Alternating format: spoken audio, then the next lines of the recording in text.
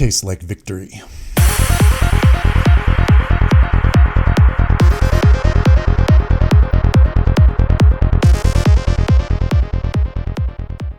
I gotta say, guys, I didn't see that coming.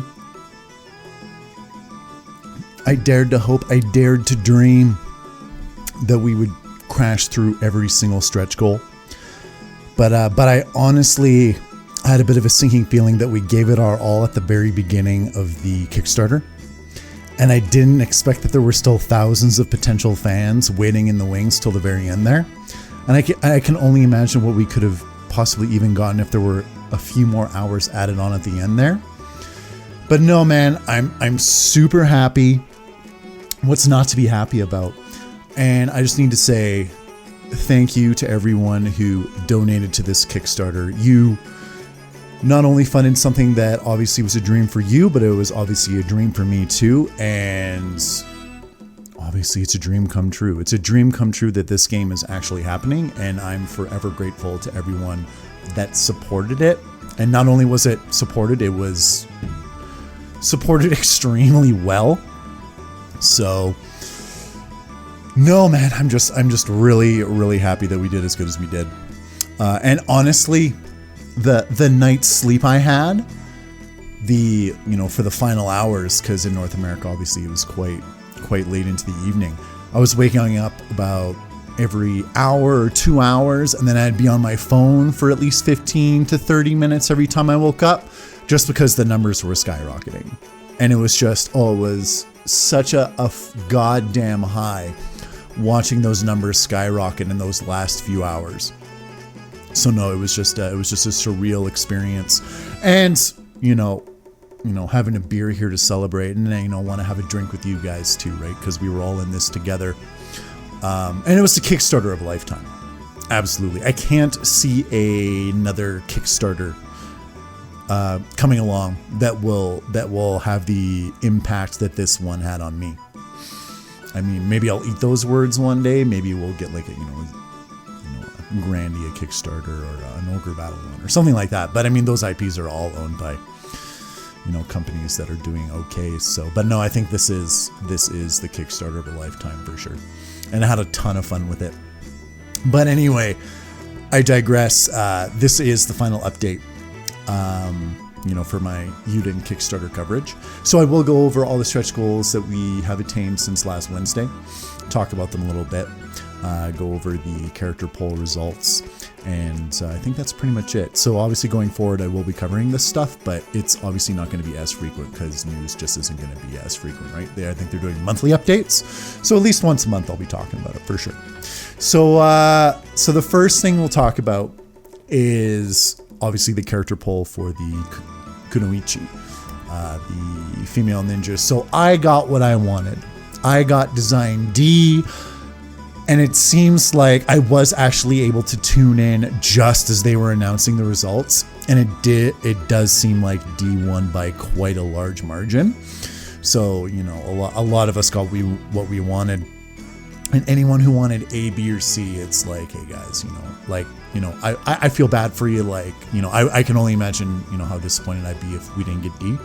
So, I do feel for you guys, but at the same time, I can't help but be really happy because obviously I didn't get my pick for the first character poll. So no, I'm really happy that we got this one. So no, we got Design D, really looking forward to seeing what they do with her in game. Can't wait to see her sprite. So that's awesome.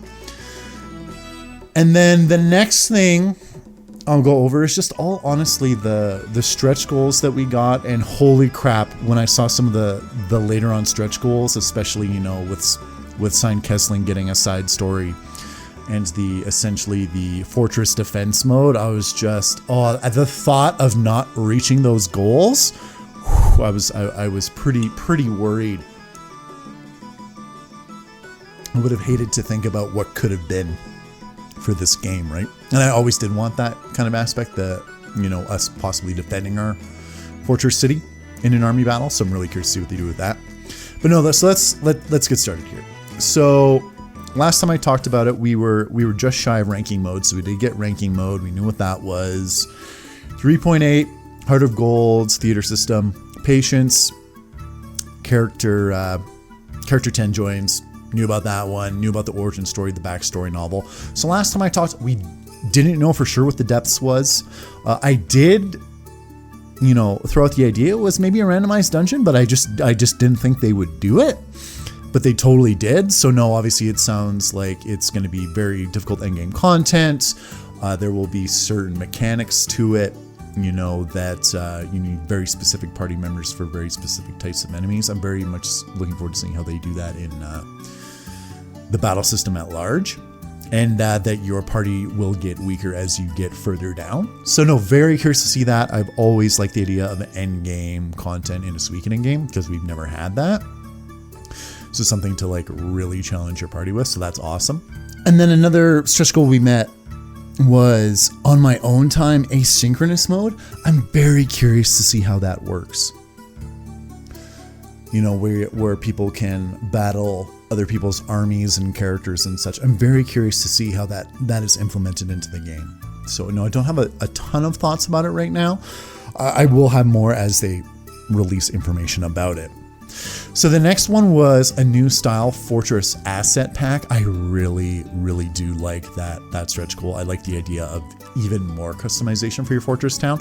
And they say in this description you can make it into either a Japanese style or a Chinese style type castle, which I think is really cool. Definitely like the Japanese aesthetics. I'm very curious to see what they do with the Chinese. But I think we have a good idea what some of the Chinese aesthetics will look like in game just based off some of the concept art we've seen and the fact that the Suikoden games have a lot of kind of Chinese aesthetics as well.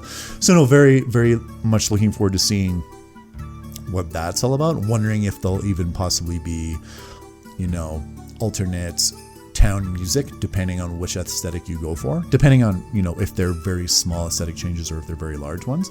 But since it's a DLC, I feel like it'll be decently substantial. So 4.4 million, a good offense.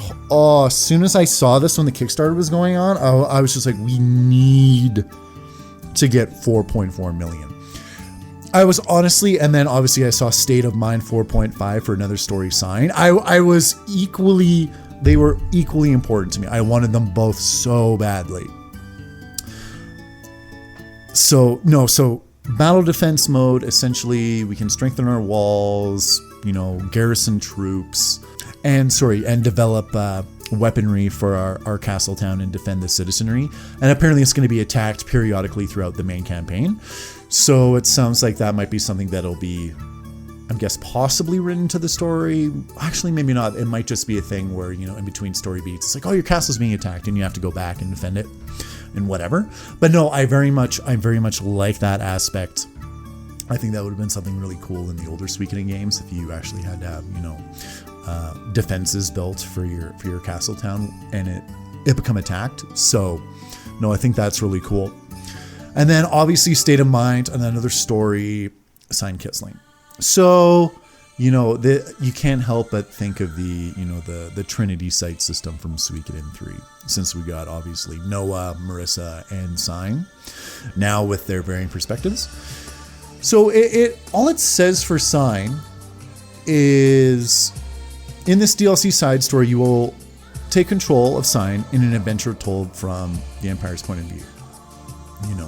So just based off that wording, in an adventure told from the Empire's point of view, it almost sounds to me like, it could maybe be, maybe a prequel type point of view, or even maybe a post-game type point of view, where in it, depending how you look at it, if it is post-game, it's kind of insinuating, the Empire's still around, because obviously it seems like we're probably going to be fighting the Empire. So it's like, we're going to, dismantle the Empire completely when we fight them to a stalemate or to an understanding. Who knows where we're gonna go with that. So honestly, it could be goddamn anything. It's very limited information right now. So, but I do love the prospect of seeing things from the Empire's perspective, because they are going to be the enemy. It'd be like Suikoden 2 and we getting DLC where we're seeing things from Joey's perspective. When he's with the Highland Kingdom. I think that game did a pretty good job of, showing you things from that perspective anyway. But, it would have been pretty cool to fight with, the Highland Kingdom in certain points and just get some more character development for those characters, because they are pretty beloved, the Highland Kingdom characters. Seed and Cullen, for example. So no, very much looking forward to seeing another story signed Kesling. It's just going to give this game, oh my god, so much world building and so much depth, and there's going to be a ton of characterization because of it. No, I'm very curious, and it seems like we're definitely going to have, a few Empire characters in the game probably join the main game, because it's like, well, it's, if we're doing a side story from Sign's perspective, it's like there's going to have to be a significant amount of Empire characters in the game to play as. So I very much like that idea. So no, Sign Kesling, great addition. And then the one that honestly came out of left field, A Quiet Place, the companion game. So, when I saw that we had a final stretch goal in Reach, I honestly felt like it was going to be given to us. Before it was revealed, like, oh, this is something that's going to happen. If you happen to donate an extra $7, you get it. I very much felt already after seeing that, Sign's, backer goals revealed, the companion game the final stretch goal would be given to us. Like, it would be just like that final cherry on top, right? So, I was wondering if it was going to be something like, oh, it's a guarantee a sequel will be made or something like that, right? But no, the companion game, once again, it's very much like the life simulator, like the Stardew Valley or the Animal Crossing kind of type game from the description. And once again, I personally never have played one of those types of games. And this is probably going to be the first one I do play, just because I am going to play it, obviously, because I did pay for it. And it will give us a more, not a super high in-depth look into the world of Eiyuden, but it will give us at least a sneak peek, right? So no, I'm very curious about it. I definitely think it's an odd one for sure. Of all the routes to go, I thought a life simulator was a very interesting choice.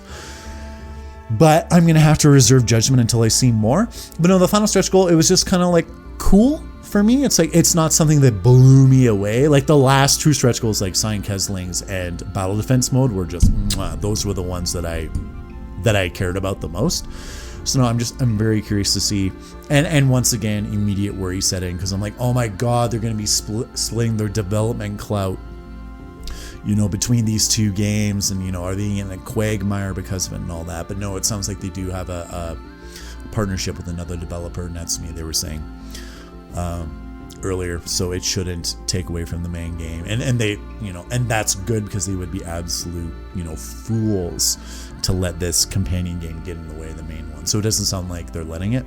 But once again, trusted them this far, giving them the benefit of the doubt, and we'll just see how things develop going forward, right? And it does give you, and this game does give you a sneak peek at some of the characters we're going to be meeting, so that's going to be pretty cool to see them in that capacity.